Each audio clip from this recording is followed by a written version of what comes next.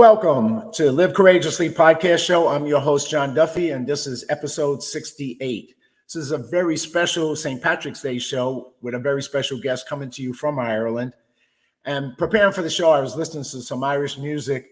And for some of you who know, and for those who don't, my mother Anne was born in Glandorf County in County Mayo in Ireland.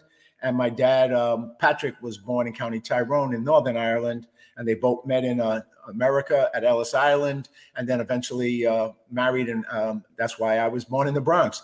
So that gave me my American dream. And today's show is very special, and I'm excited to do two shows today. One which is about my Irish journey, and the second one is with the special guest that I'm honored to have here on the show today. And his name is Michael Leahy, who is in Ireland today. He's an architect, a planner by profession. He set up practice in 1986 and has a long experience running a business and as an employer. He's the former president of the Ennis Chamber of Commerce and was a board member for Bord Pleanála. Hopefully I probably butchered that, from 2012 to 2017. He has strong involvement in the local community, including charitable and cultural groups. He's passionate about rural regeneration and making it affordable for people to access the housing market. Local activities included presidency of the local Chamber of Commerce, local tidy towns committees, local Rotary clubs, local arts festivals, local parish leadership. And he is also presently the chairman of the Irish Freedom Party, which you're going to learn about. And he is running for the European Parliament for Ireland South Contingency. So with that, let me say happy St. Patrick's Day and welcome, Michael, to Live Courageously. Thank you for joining us. Thank you very much, John. Delighted to be here. Delighted to wish a happy St. Patrick's Day to all the Irish. And on St. Patrick's Day, everybody is Irish. You don't have to be Irish on St. Patrick's Day, I think. So very true. Very true. Yeah. Okay. So, well, yeah, Michael, tell us, a little bit. I did a little bit of an introduction of your background. I had reached out because I became informed a little bit about what's going on in Ireland presently and some of the activity of your party and yourself. But tell us your personal background and what led you to political involvement. And then we're going to go back into history and we're going to catch up to what's going on in the present day that I think most people are not aware of, the new changes that's going on in Ireland that are pretty challenging, to put it mildly. Yeah, I suppose like most Irish people that have an interest in politics, Irish people tend to be rather political. They tend to be rather politically orientated. I think you will be aware of that in the United States. The first immigrant group to be well politically organized was the Irish American politician. Is almost a prototype character in American history. So most Irish people are aware of what's happening politically. And I was in business for a large number of years, not involved in politics, but I certainly did see fairly radical changes coming to Ireland. Being imposed by what I would consider an elite group within society, who very often don't listen to the wishes of their own people. Now, Ireland joined the European Economic Community as it was then in 1973. And certainly initially, while a lot of people had reservations about it and that it did represent a loss of sovereignty, it was overwhelmingly backed by the people. And it did lead to access for Ireland to the single European market eventually, and to a much wider series of trade relationships. Up to then, Ireland had been largely dependent on trade with Great Britain, and it was difficult and some trade with the United States, and it was difficult for us to establish good trade links. Our industry was not very competitive for that reason. So joining the EEC had significant benefits for us, but unfortunately, the EEC has morphed into very much of a globalist type of project now. It has abrogated more and more power to itself. I would say now Ireland probably has less autonomy, less decision-making power over its own affairs than a typical state of the United States. It doesn't really function as an independent state anymore. Even in matters of foreign policy, we have to check with our European partners, so-called, as to what we should or shouldn't say. We have a single vote at the United Nations. We amalgamate the European Union vote, which is not what an independent state should do, not what an independent country should do. And unfortunately, while in the United States there is a provision that if one particular state is not doing very well, there's a federal organization of finances so that federal taxes can be brought to their assistance. That's not the case in the situation of the European Union. Now, we had a quite dreadful situation there at the time of the almost currency collapse of the European Union in 2008 to 2012. Huge amounts of money had been lent to Ireland, and Ireland had an enormous building boom after we joined the European currency. And Ireland was put on the hook for practically all of Europe's debts. There was massive banking debt incurred, and a substantial portion of it was incurred in Ireland.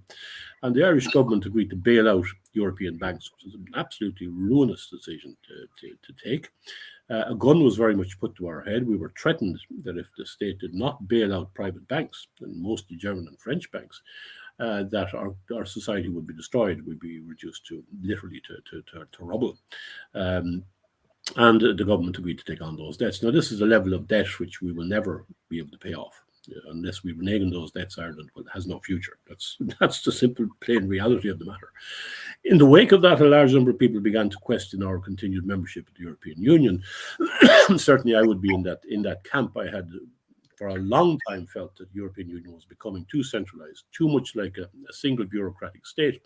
Let me just interrupt you for a second and unpack a little bit, because you packed a lot of content into that. I mean, you covered a lot of history and, both the positive of joining the economic European Union, which for a while it was positive, but then, things changed, the world changed, and it started to become negative. And you laid out some of the negative things for people who may or may not know what they were. So what year did you, and what year did people start to look at the negatives that started to become more prominent, like obviously being having to bail out the banks, which was not in the interest of Ireland, but was in the interest of the bankers, obviously, and in the interest of Europe, obviously. But when did that awareness to realize that what looked like a good thing on the surface, and for a period of time may have been a good thing, started to turn into the opposite and a negative for Ireland and for the people of Ireland? What year was that? And start to take us through that process. It happened over several years, John. I think the first major change was the Maastricht. We have a constitution, and we can't cede sovereignty to another power without the people's consent. The people have to vote to change the constitution to enable that to happen. In 1992, we had the Maastricht Treaty. Now, people generally voted for that. They weren't aware of the implications of it, but it enabled Europe to, the Maastricht Treaty enabled Europe to set up a single currency. And that really is a very significant change. If you don't have your currency, are you really an independent state? We had our own currency up to then, which meant we could control our interest rates. And, for some reason, Ireland's economy tends to be out of sync with the European economy. And we need to be able to control our interest rates differently. But when you have a single currency, the interest rates are set by the central bank. And now, when we joined, a lot of people, I had great reservations about that. I spoke against us joining the euro. It's called the euro, as you will know, the eurozone. Right. And it's once you join, it's very, very difficult to get out of it. Getting out of a currency is a difficult business.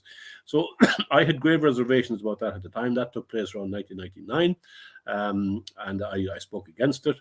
We had two other treaties, the Nice Treaty and the Lisbon Treaty, and they were about amalgamating power closer and closer to the center in Europe. They were about the late 90s and early 2000s.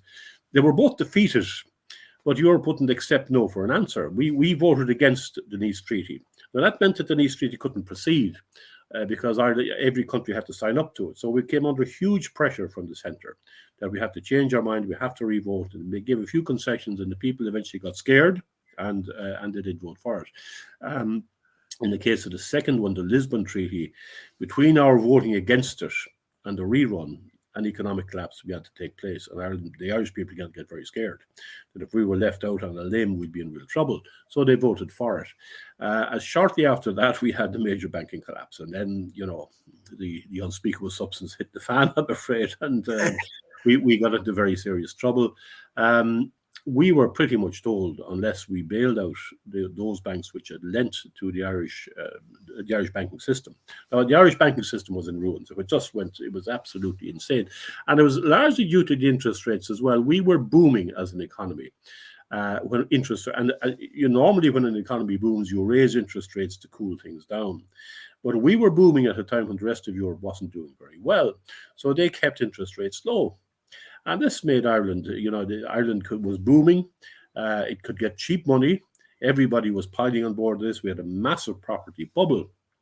And of course, the whole thing was a house of cards, and it eventually collapsed. And this could have been predicted, and it was predicted by some people. Like, this is not going to end well, and it didn't end well.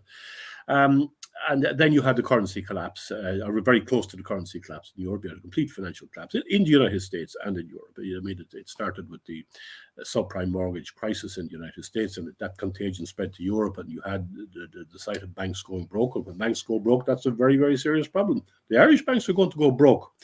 But they were going to go broke because they had been lent money by the French and German banks. Now, if the Irish government said, right, off you go, you're broke, you're gone, that would have been a huge problem for the French and German banks, which had lent money to them. Because these guys were making money out of Ireland. They were offloading money because that was the only place that was really booming in Europe at the time. There's a huge property bubble. Of course, what happens then, the banks end up owning all the property, and the Irish government is on the hook for paying their debts. Tell me, Michael, I remember, and I don't know if my years are correct, when I visited Ireland for the first time in 2008, I remember reading in a lot of the local Irish newspapers, there was that real estate boom where Irish, and I didn't know all the details that you're sharing very thoroughly with us, but there was this boom where a lot of the people in Ireland were buying property all over the world, in Spain, in Romania, and other places. And that was because of that. And at the time, like, once again, it seemed like nothing was going to happen except that they were going to just become richer and richer and richer. But of course, it became the opposite, and you had the bust, and then that affected the Irish economy even worse, because, like you're explaining the details that I think many of the listeners may not know, behind the scenes, the banks in Europe were taking advantage of that situation for their own interest. Yeah, well, they were generating surpluses, and they had to offload it somewhere. So they offloaded in this booming economy. And the booming economy, then people got so used to investing in property that they're borrowing money to purchase abroad at ridiculous prices. And it was just appalling. I mean, people did absolutely lose their own themselves. But there is this phrase that the bankers should also share some of the grief, but they never do. That's a phrase, but never a reality, unfortunately, right? No, I'm afraid not. And in this case, it wasn't just a lot of the property speculators got away with it, but it's the state, the sovereign, the taxpayer, who was on the hook for this massive debt. And it was a debt of 60 billion euros, about $60 billion. That's the kind of money that the United States is shelling out to Ukraine at the moment. So for a tiny country like Ireland to be on the hook for that amount was absolutely colossal. And we've never recovered from it. And that debt is still there, it's still being paid off. It's just an appalling weight around our necks. And you mentioned in the beginning that that debt will probably never be paid off, and it has to be resolved a different way to get that off the back of the Irish people. Is that correct? When I say never, I suppose one could never say never. If there's massive inflation, which could well have, that has its own consequences as well, that debt may be at a relative level paid down. But massive inflation is a very, very painful position. It's basically a tax on people's savings, a tax on people's own welfare and their own property. So that may be the way it'll be eventually resolved. But other than that, it's a question of reneging on your sovereign debt, which is a very, very serious step to take, or else forming a new currency and allowing the debt to come down to the value of your currency, which may not be as high internationally. So I mean, maybe that's the way to deal with it. But anyway, between one thing and another, after all of this, a lot of people began to wonder about the benefits of membership of the European Union. So tell us that period, because there's so much to cover in this. You're just covering so much material, and I think people are going to learn so much from listening to you. Internationally in Europe, there was also, and I don't remember the exact year when the whole movement started up with Britain trying to get out of the European Union. So Brexit became a movement, and that became an issue too. And that had been an ongoing issue. Now, Britain was smart enough to stay out of the European currency. Britain maintained its own currency. Now, that made it much more possible for them to break with the rest of the European Union. Breaking up a currency is tricky, especially for a small country. That's the problem we face. But Britain had been skeptic about the European Union for a long, long time. So it took place in 2016 as a result of a good deal of internal pressure. You'd be aware of Nigel Farage over in the United States. I was over at one of the CPAC conferences, and he was almost as big of a hero as Donald Trump was at that, on that occasion, at that particular conference. But he was putting pressure on the particularly the Conservative governments that if they didn't at least make a referendum available to people, that he was going to set up an opposition to the Conservative Party and take seats off them. So they eventually conceded, and they gave him his referendum, and lo and behold, much to everybody's surprise, they won, and they won quite convincingly. They won by a fairly substantial margin to leave the European Union.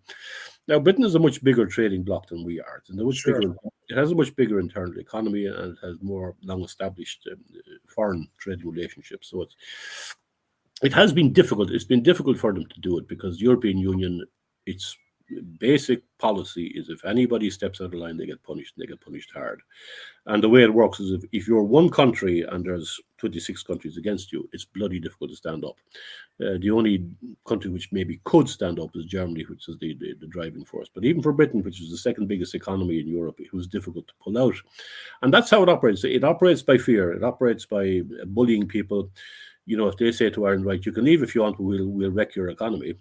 It's not. Well, let me stop there because you mentioned earlier, and I think this is a good point to emphasize that they use the power of fear and the power of their group to kind of control the population. So, like you mentioned, the Irish people voted against the Lisbon Agreement, and then pressure was put to get them to revote. So, in other words, the whole idea that democracy is about the population voting, but if you vote against the way they want you to vote, then democracy is about them putting pressure to get you to vote the opposite. Well, I don't, somehow that doesn't sound like democracy to me. You're told to go back and get it right. Look, exactly.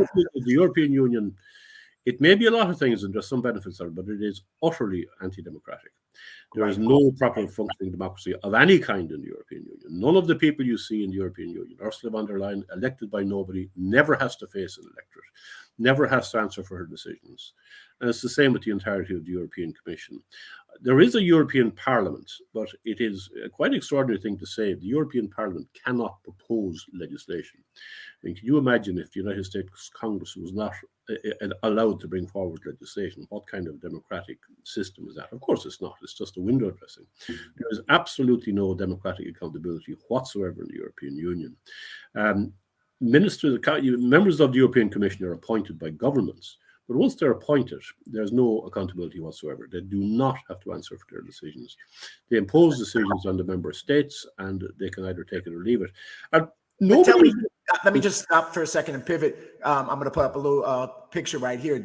So you're running for the European Parliament, and that is one of the things that you're running for, correct? Yeah, that's correct. Yes, that's correct. So that's the only elected body. The other bodies are not elected; they're appointed. That's right. Correct. So tell us a little bit what's unique about the Parliament and why you're running for it, and then we'll get back to where you've been going on some of this. Because once again, I mean, I think we're getting an interesting economic and political lesson here that you're sharing some of all these details. But tell us a little bit about that part of what's coming up in the future and why you're running and what's the purpose of that. Now, the European Parliament is certainly less than perfect. As I said, it is the only democratic body within the European Union, but it can propose legislation, so clearly its powers are fairly limited. Now, and I have had very little faith in it over the past number of years, but there's two reasons I'm running. One is because there's a good deal of evidence that there's going to be a Eurosceptic majority in the European Parliament after these elections. There's a big move afoot in Europe now, and you will see this in the farmers' protests in France, in Germany, in Holland. I'm sure you've read about those. People are getting very, very concerned. And it's not just about agriculture. It's just not just about the nonsense of the green agenda and all that. It's about the high-handed, brutalizing nature of the European Union against its own member states and against, in particular, its farmers. The farmers are the people who've come out, but they're not the only ones. There's many people who are deeply concerned about the extent of mass migration into Europe. So there is a move afoot, and the only way of dealing with this is through the European Parliament. In Ireland, while we're not a very well-established party, we get absolutely no press coverage, and if we do, it's invariably hostile. We pretty much are bought and paid for media in this country. But it is an opportunity for people to make a protest vote. And it is the kind of a situation where people will make a protest vote because they're remote from the European Parliament, so they do see it as an opportunity to give a new voice, an opportunity to get started and to raise issues. How So many people from Ireland can be in the European Parliament? So how many seats are up for Ireland? there's 13 seats. 13 seats. I beg your pardon, there's 14 seats. But it was 13, it's now 14 seats. So, I mean, and Ireland, we have a multiple seat system. So in Ireland South, which is all of Munster and the southeast of the country, there are 5 seats. Now, in a 5-seat situation, it's a proportional representation is a bit complicated. You need 16% of the vote to win a seat. And the votes can be transferred. If somebody doesn't get enough votes, they're eliminated and their votes can go to somebody else. So it's a somewhat complicated situation. It can take a long time. It can take a couple of days before you know who's actually been elected. It's a complicated process. But that is the situation. There's 5 seats in the south of Ireland, there's 5 seats in the northwest of Ireland, and there's 4 seats in Dublin City. So that gives you your full complement. Now, there are 650 seats in the European Parliament, so Ireland's representation is quite small. But I was at a conference in Kilkenny recently, which is in my constituency, of the ECR, the European Conservative and Reform Group, and there's a huge number of people in that who want to take back power from the centre of the European Union, who see this the whole centralisation of power. The European Union is becoming very, very similar to the old Soviet Union. It's a socialist project, to be quite blunt about it. It makes noises about being democratic, but it's completely anti-democratic. It's not just not democratic, it's anti-democratic, and it seeks to subvert the democracies of its own member states, as we saw in our referenda.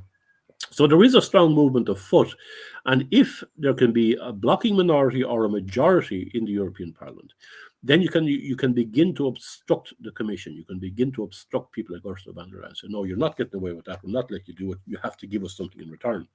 And, then perhaps it may become a useful and a functioning Parliament. It's not at the moment.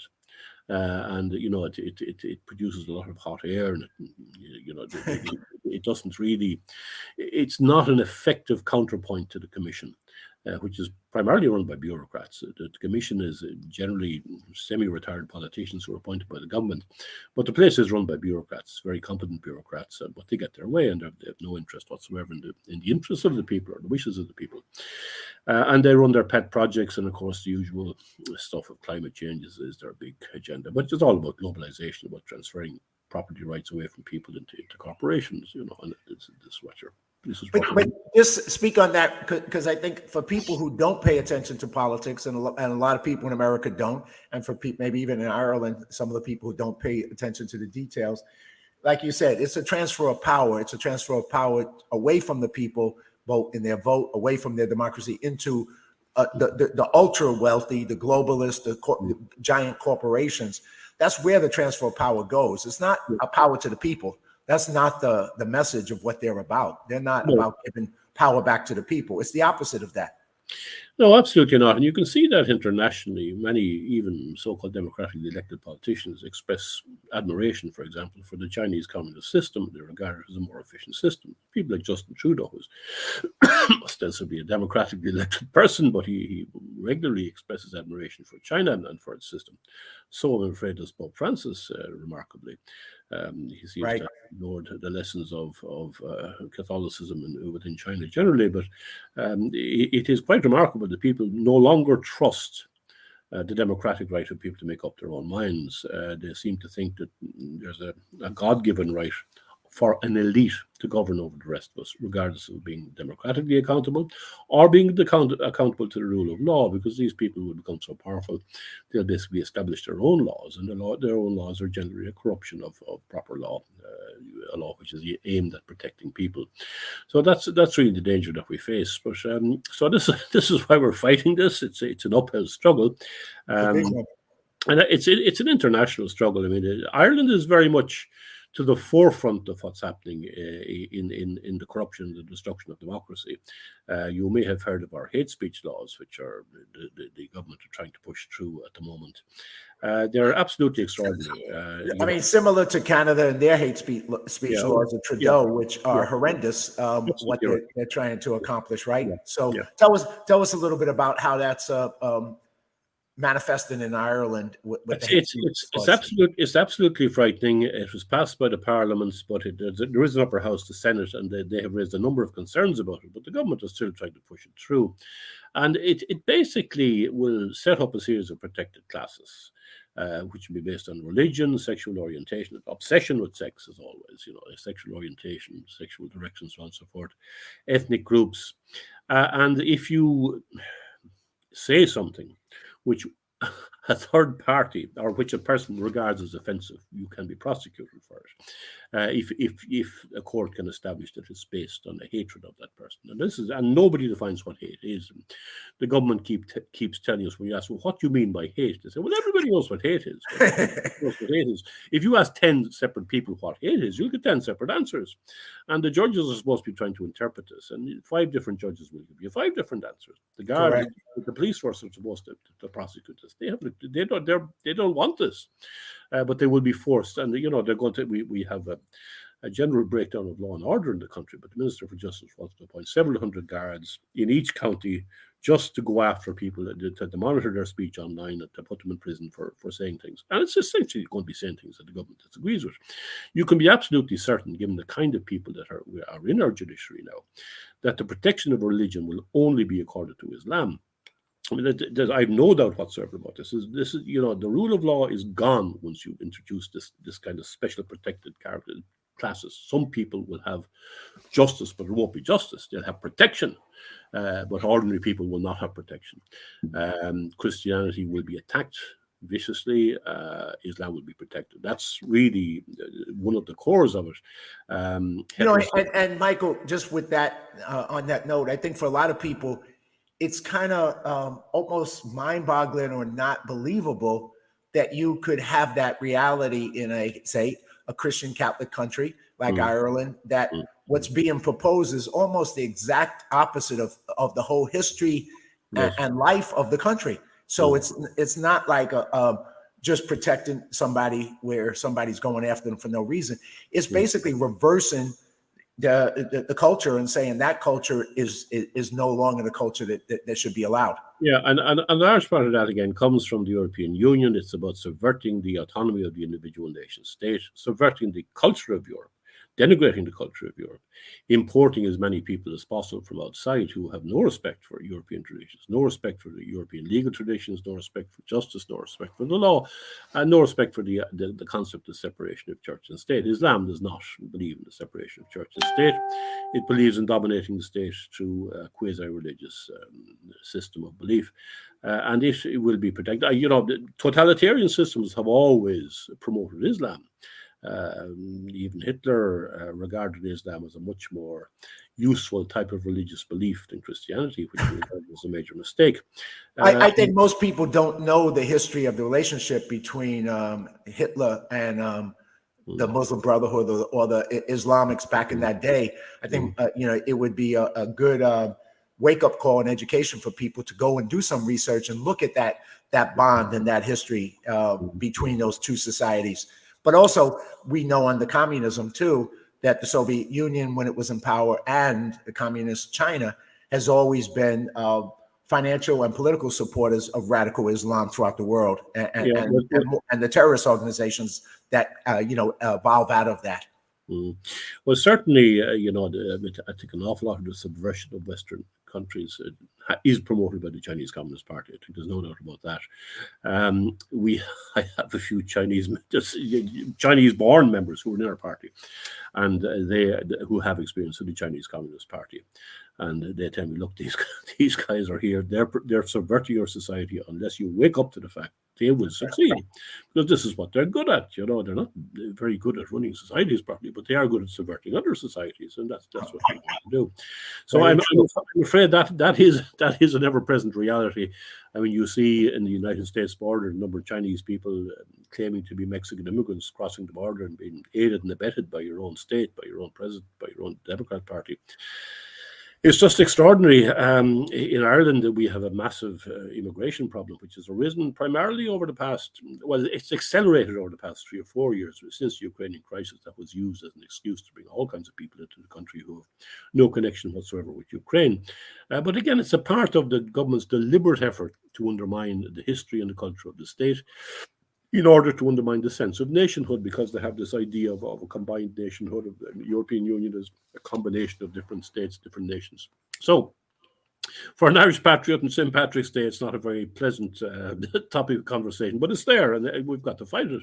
As we fought this kind of tyranny in the past. We are seeing a plantation of our country now.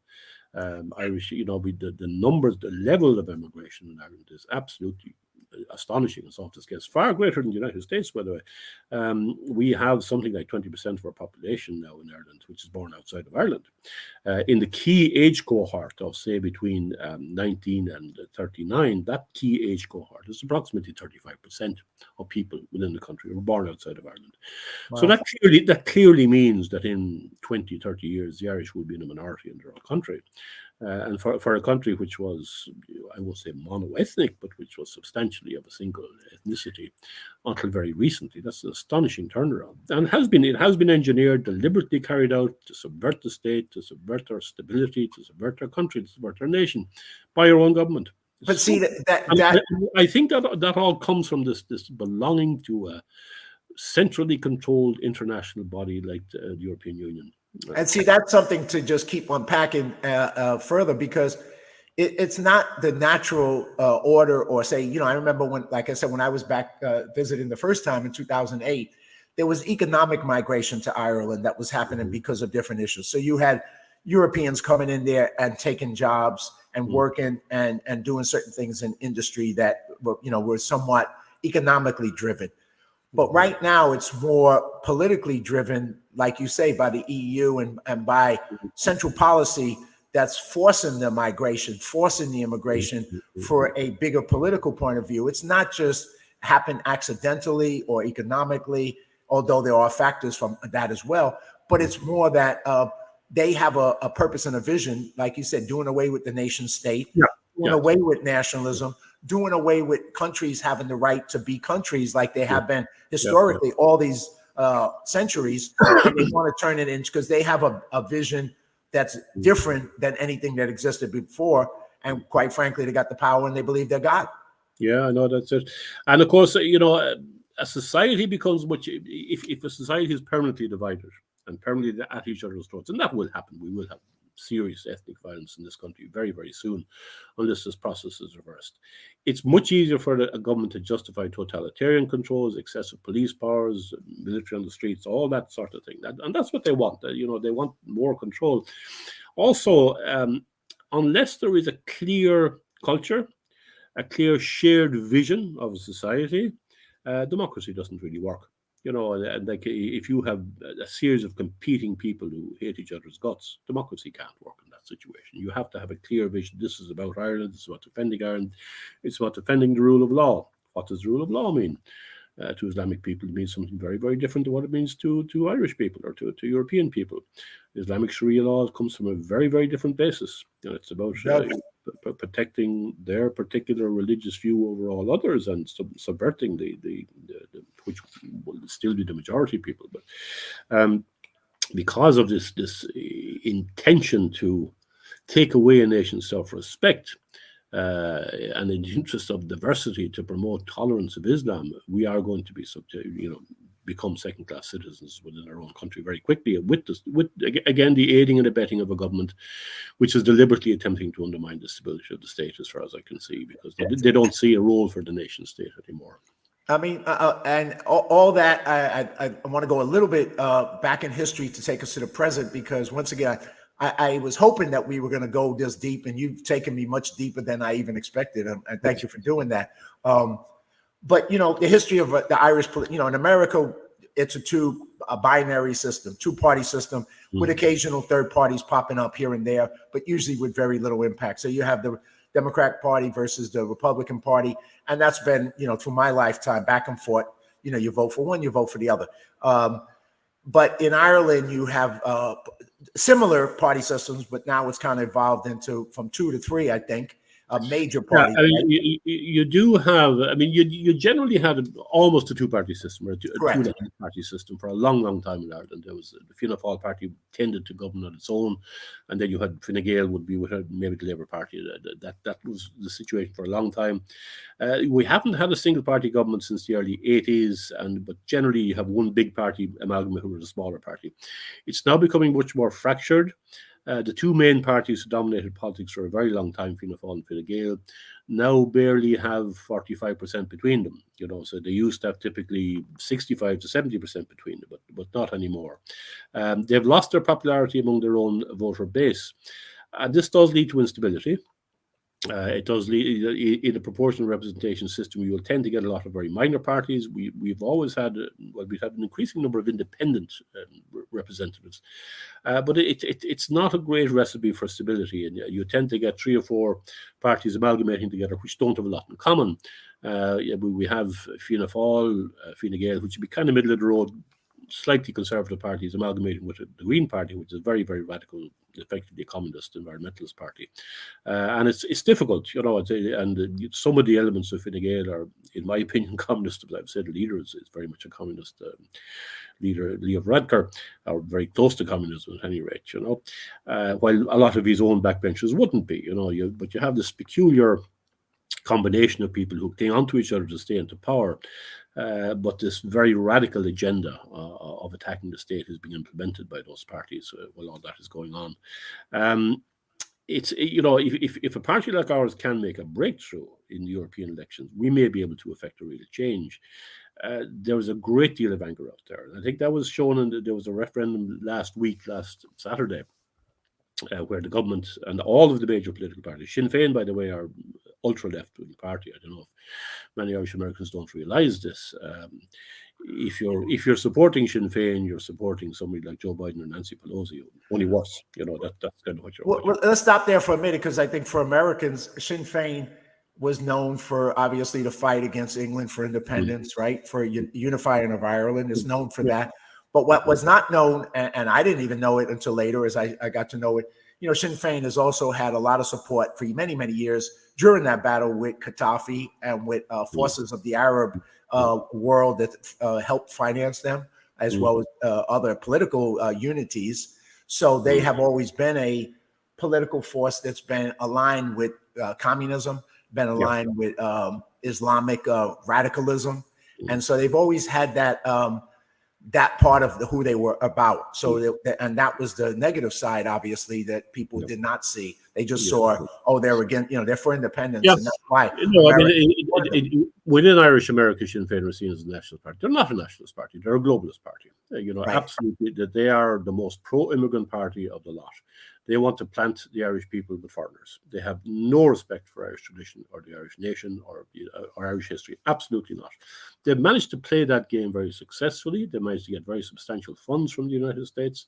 And that's what keeps them going. They're the wealthiest party in the country because they get such funding from the United States. And it's, I appeal to Irish Americans. Stop supporting Sinn Féin. You're destroying this country by supporting them. Yeah, I would say that, wouldn't I? But, and I do intend coming over to the United States and making the case for our party. If you genuinely want to help Ireland to recover as a nation, you must stop supporting Sinn Féin. Now, as I say, I'll go over and make my own case. I'm not going to make it here. But Sinn Féin are absolutely poison as far as this country is concerned. They're a communist party. They will undermine our country and our nation at every twist and turn. They're supporting the replantation of our country. And we're talking about a Cromwellian plantation, a level of plantation here. The number of people that are being brought in, Irish people are being treated as second-class citizens. And that has the full support and connivance of Sinn Féin. Anyway, I was just talking about the referendums that we held there last week. They were about... tell us about, there was it's very interesting, very, very interesting. All of the parties, all the major parties, Sinn Féin, all of the media, all of the great and the good, everybody was in support of this. I was against it. We spoke against it. Our party spoke against it. Another small party called the N.U.I spoke against it. But the government parties were overwhelmingly defeated by a margin of 3-1. It was the worst ever defeat in a referendum ever. What the referendums were about redefining what the family is. The family marriage was no longer the basis of family. A so-called durable relationship was to be the basis of a family. A family could be defined if you have a durable relationship. Now, one of the judges meant to interpret this said, well, if you receive joint Christmas cards, that means you're a durable relationship. If you go to a wedding together, that means you're durable. So it was just this is the destruction of family. Family means nothing anymore. And that's what they wanted to. The second thing they wanted to do was we had a provision in our constitution that the state recognizes the role of the mother in the family and will undertake to support that role. And they wanted to take that out of the constitution because it was seen as being sexist and outdated language. And it was a wonderful thing. And women began to say, what are we voting for here? And I saw this very early on. I was going around canvassing for the European Parliament elections, but women would generally ask, well, how are you voting for this referendum? That's what we're voting. Oh, you're dead right. You know? And I don't think in all the time I was canvassing, I spoke to any woman who said she was voting for it. But you had, of course, the usual suspects, the Council for the Status of Women in Ireland, which would be the main feminist body, state-supported feminist body. They were radically pushing for it and saying how important this was, But thankfully, the women of Ireland saw through it, and the men of Ireland saw through it again, and it was overwhelmingly defeated. And that was a real kick in the teeth for them. It's the first major kick in the teeth they've got, but I think it's an indication of the level of anger there is among ordinary people at the way politics are going. Now, a lot of that would have come from immigration and said, look, let's give these guys a kicking. But I think when people looked at the referendum, what they were being asked to do, they voted, no way, Jose, we're not doing this. This woke agenda has to stop, and it stops now. And that's the message. Were you at all surprised by that vote? The victory of voting that referendum down with a no vote as opposed to a yes vote. Mm-hmm. Were you surprised by that? Obviously, you campaigned to vote it down. You campaigned to, but were you surprised that 70% of the population? Yeah, I was surprised by the extent of the rejection. Massive government propaganda, massive state propaganda, all the media. It's difficult to fight that. It really is to fight that. But people are not stupid. They begin to wake up to what's happening. So I would say at the beginning of the campaign, I said, look, this will be another propaganda exercise and it'll go through. I began to feel from the canvassing that I did know there's people are fighting back against this. It could be very close. And I thought the best I hoped was about a 50-50, that type of thing. But when the results came in, I did a video on that. As the results came in, I got something like 130,000 hits on Twitter or something, that just within a couple of hours, because people were delighted with the result of the thing. This is there is, and of course the government are ignoring. Oh, we got the wording wrong, or we didn't explain the message. So, they don't listen to the people, and they're proceeding with the hate speech. Everybody's saying, look, in the wake of this is a sign. You've got to get off this woke agenda. Bin the hate speech bill. Even their own backbenchers are saying this. But no, absolutely no. We're proceeding with this hate speech bill. This is very important.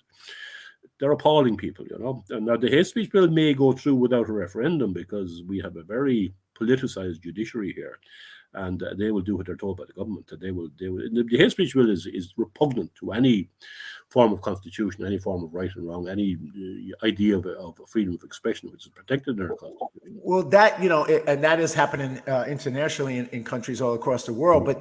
America, free speech is something that, we're very specially proud of in our Constitution. And yet the battle to take away free speech, to prevent people from being able to speak their minds on issues, is even hitting us on such a heavy level. But every country in the world is getting hit with this, that you don't have a right to say unless you say what we tell you to say. Well, that's not free speech. That's thought control. You can call it George Orwell 1984. You can call it communist China. You can call it what you want, but it's not free speech. It's not free speech. No. And remember, as George Orwell said, if that which cannot be spoken very quickly becomes that which cannot be thought. That's right. This is about getting into your skull and controlling what you can think. That's what these guys are up to. These are nasty, nasty people. And make no mistake about them. They're not doing this for our good. They'll try to virtue signal all they want. They want to control our right to think. They want to control what it is to be a human being. And they will never be satisfied until they attack the very core and the very essence of what humanity is about. So we're dealing with dangerous, dangerous people, I'm afraid. And we have to fight them as best we can. It's going to be a tough uphill battle, but I think every man enjoys a battle. Well, isn't that a special?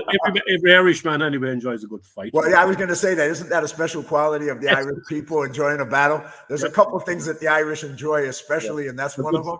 A good fight. A good fight. Yes.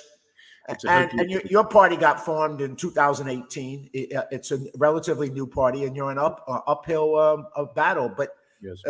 This referendum was a victory, and there's it's not always going to be easy to fight the good fight. Sometimes it's going to be really hard, and you don't win everything. You lose more than you win necessarily. But if you don't fight it, you lose it all. I know. Yeah, I know. I mean, I couldn't look at myself in the eye, and I couldn't look at myself in the mirror if I did say, "Look, I'm making an effort to fight this damn thing, this poison that has come into our society and our politics. We have to stand up against it, because otherwise, what are we handing on to our kids? We're handing on hell on earth. We're handing on a completely dysfunctional society. We can't allow that to happen. And after what we've got, we received a very good constitution. We received a very good religious formation. The right to practice your religion. At the time of COVID, at the time of that appalling lockdown situation, they attacked our right to go to church. They attacked our right to meet with our dying parents and to give them the last rites. And they did it without a moment's compunction. Let's go into that. I know that's a little bit of an aside, but you're right. During COVID, your freedoms were taken away. And in America, it was the same kind of thing. It was bizarre.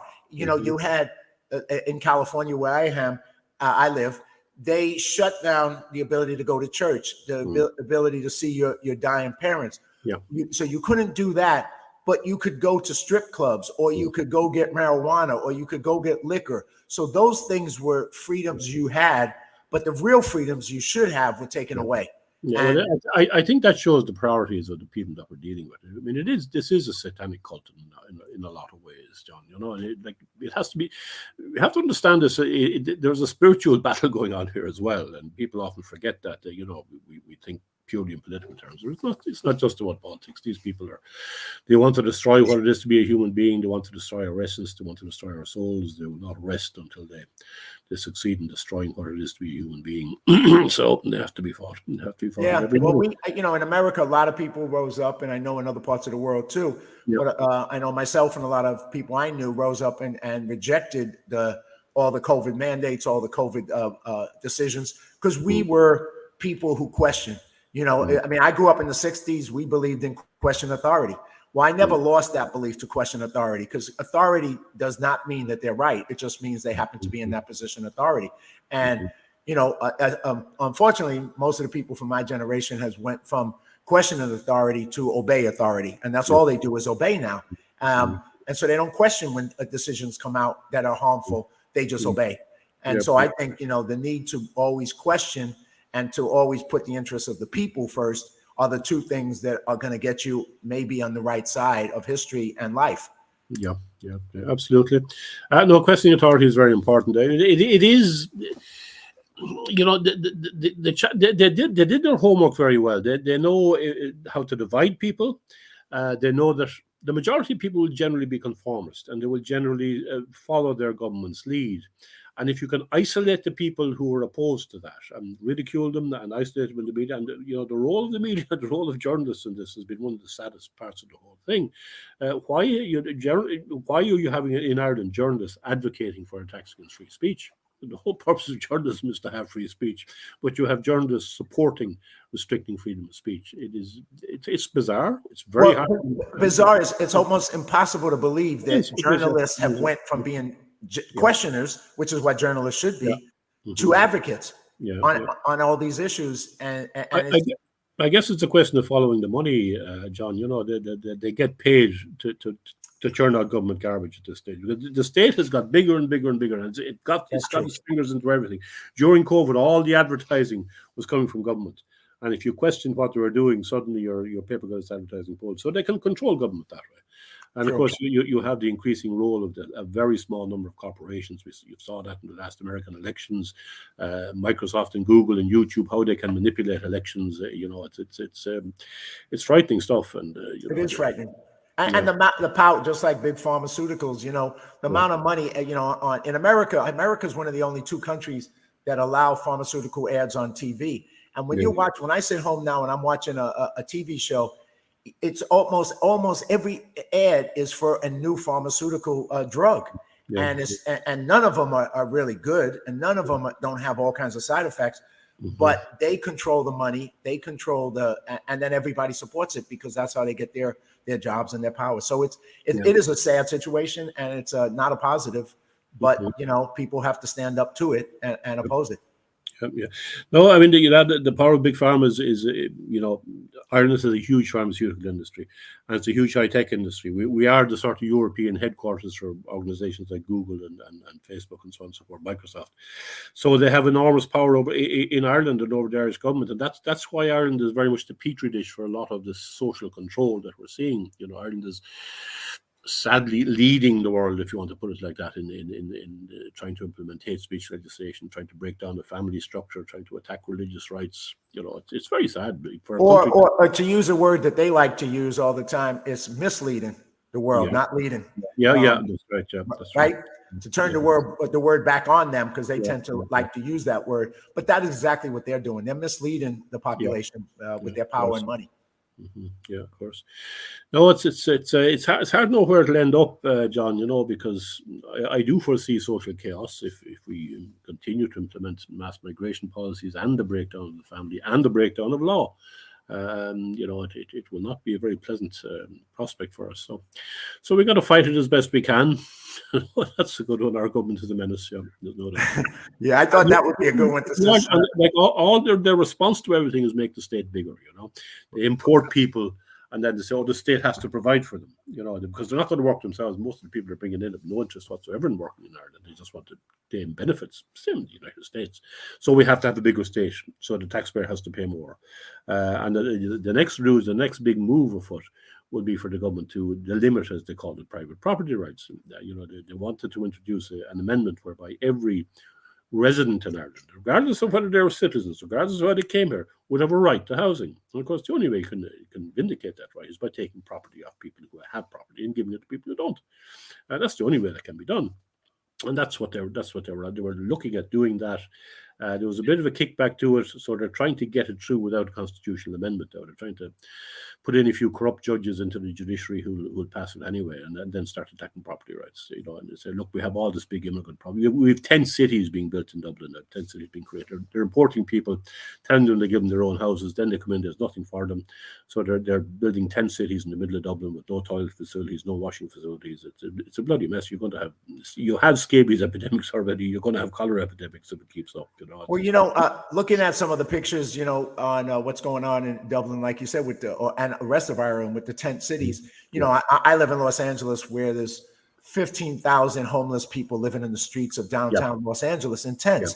And so, when I was in Ireland in 2008, 2010, 2011, there was never a tent on the street. You never saw any of that. No. So clearly, this is a phenomena that's new. And there's nothing positive about it. That's the other side. Well, this is a phenomenon which is deliberately created by the government. Correct. Sorry, it's created. They may say, look, we didn't intend this to happen, but you could certainly have foreseen it happening. If you had any sense at all, you could have foreseen it happening. And it will be used as an excuse. How can we let these poor people die in the streets? Well, why did you bring him in the first place? Why did you advertise? I mean, we have a minister for children, and we have a peculiar system in Ireland. Every minister for children is always a practicing homosexual for some reason. We seem to think that that's a good idea. Odd that we should think that, but there you are. But anyway, he's also a minister for integration. He advertised abroad to bring people to Ireland from crisis situations. Come to Ireland, we'll give you free housing, we'll look after you. And lo and behold, they come, and then there's no place to put them, and you have 10 cities developing in the middle of the city. And so what do? We have to spend more money on it. We have to sort these people out. So let me ask you about that, because that's a big issue, and I'm sure it's been used against you and your party and other people. The thing that's always played is compassion, that you got to have compassion as a Christian, Catholic, whatever that's the compassion thing. And you should be compassionate for these people who have less than us.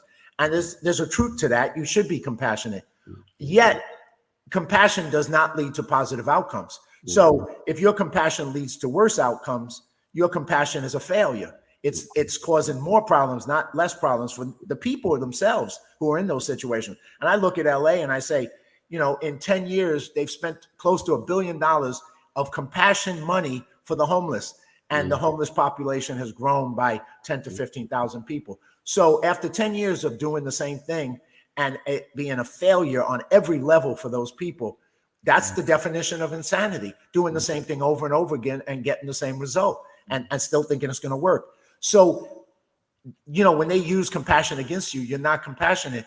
It's not true. It's BS. It's just. Well, I think G.K. Chesterton, the great Catholic writer, once said that compassion and charity is one of the most dangerous of the Christian virtues when it is let out on its own, because compassion must be tempered by the other Christian virtues, such as justice and prudence. And prudence in particular, you must, how can we effect compassion in a manner which is prudent and which is just?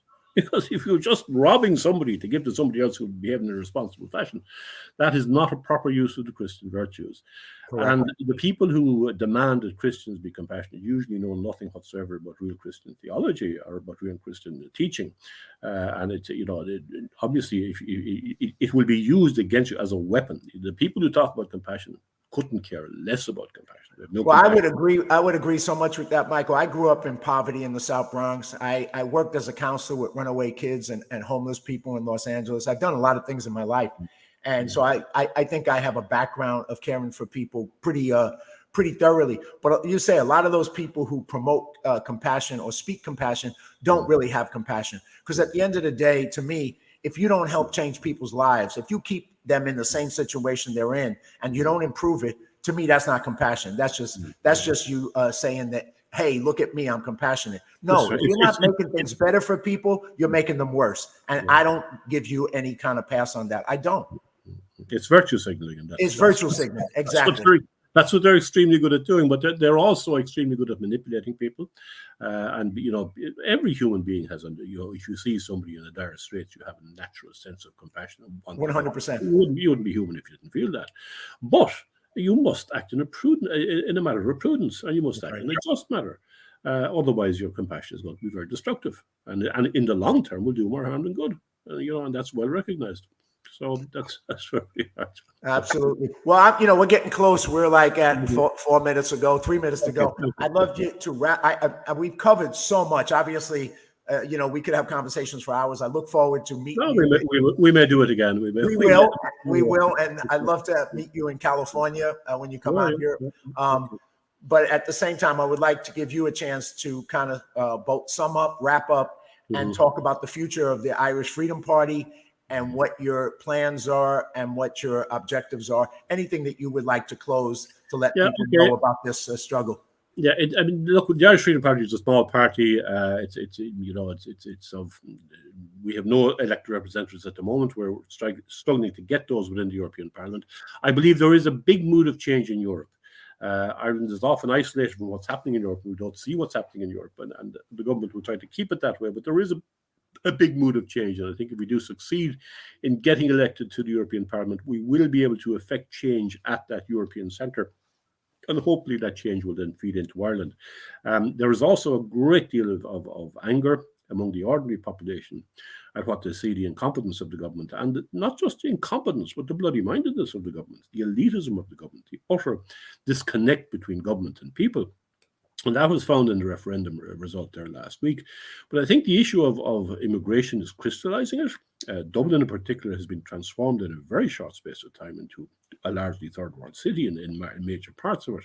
It is no longer, parts of it are no longer majority Irish, substantial parts of it. And that's going to continue. But even in small towns in the west of Ireland, you're seeing substantial migrant plantations effectively taking place of people who have no business whatsoever being here. And it's being done under the pretext of the Ukrainian war, but it has nothing to do with the Ukrainian war. It's about replacing the Irish population. People are cottoning onto it. They're tired of their children being treated as second-class citizens. They're not going to tolerate it indefinitely, and they will try and fight back. But you can be sure the government will also try to fight back. And one of the ways they will fight back is by stopping freedom of speech and by stopping legitimate political action. That's what a totalitarian government will always try to do. And that's what the hate speech law is about. I would appeal to Irish Americans in particular. Lobby your councillors. If the Irish government introduces the hate speech laws, Lobby your elected representatives to institute sanctions against the Irish government. You should not allow the Taoiseach Leo Varadkar to come to Ireland for St. Patrick's Day if he implements the hate speech laws, because he will be attacking this nation and attacking his people. So I think that's something that Irish America should do. You've got to get onto you if you have an interest in Ireland, you've got to be aware of what the Irish government is up to. It is trying to attack and undermine this nation, it's trying to attack and undermine its religious and civic freedoms, in particular the hate speech law. So I would appeal to people, to Irish American people in particular, keep an eye on what's happening in the hate speech law. Some very senior American people have commented about it, including Robert Kennedy Jr., including Senator J.D. Vance, Elon Musk, several Tucker Carlson's, several other American, Steve Bannon, several other American commentators have commented on this, and they see the hate speech law in Ireland it will be used as if it's passed, it will be used as a model of undermining democracy in Europe, and maybe used as a model of undermining democracy in the United States. So be very, very careful. This is a really important fight, and I would ask if there's anything that you think you can do, stop the hate speech laws in Ireland. Lobby your Irish American politicians to speak to the Irish government. You cannot let this happen. You are not a democracy if you persist with this hate speech law. That would be my last message for you. And as I say, I do intend coming to the United States. I had intended being there today for St. Patrick's Day, but it just didn't work out. The campaigning that I'm doing got on top of me a bit, and I had to devote more time to that, so I wasn't able to come. But we are in the process of setting up a support group for the Irish Freedom Party. I think Irish Americans would be supportive of our party once you find out a bit more about us. We have a number of contacts over there. Some of our members have quite a few contacts there in Boston and in New York, and well, maybe Los Angeles now, which yourself, John, we may be able to come out and see you there as well. So we probably will be out in the coming months and the coming year, promoting our party and trying to get Irish America interested in our party as a genuine nationalist alternative, which will protect Ireland, and protect Ireland from the internationalism, from the globalism that seems to be sweeping through the whole world. We're in a real fight.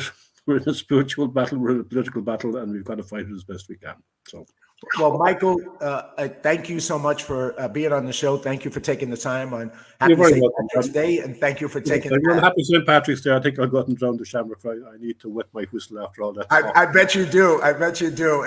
Well deserved after this conversation. Okay. I mean, you went very deep, and once again, thank you. And I look forward to following what you're doing in the future and connecting with you. And I hope everybody checks out, goes a little deeper, pays attention to what is going on in Ireland. Support the effort to stop hate laws that are being used against the people, and pay attention to what's being done. So, Michael, it's been an honor. I didn't expect on this St. Patrick's Day to go. It was one of those things that came up, and I reached out, and I'm so glad I did.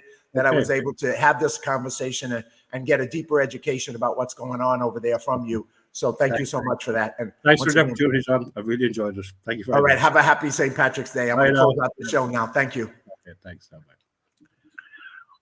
All right, everybody. Well, that was a very powerful conversation, and I really enjoyed it. And so I ask you to come back in 3 hours. I'm going to be doing a little bit of my Irish journey, how I went from Irish American kid in the South Bronx to going to Ireland and reconnecting with my family. I'm going to share some of that with you. And so that's at 3 p.m. Pacific Standard Time. So come back for a second version of St. Patrick's Day. That one will be a little bit lighter, more emotional probably. But once again, I welcome you. Come back at 3 p.m. And thank you for watching Live Courageously podcast show. And to then, have a great day. Erin Go Bra, and happy St. Patrick's Day.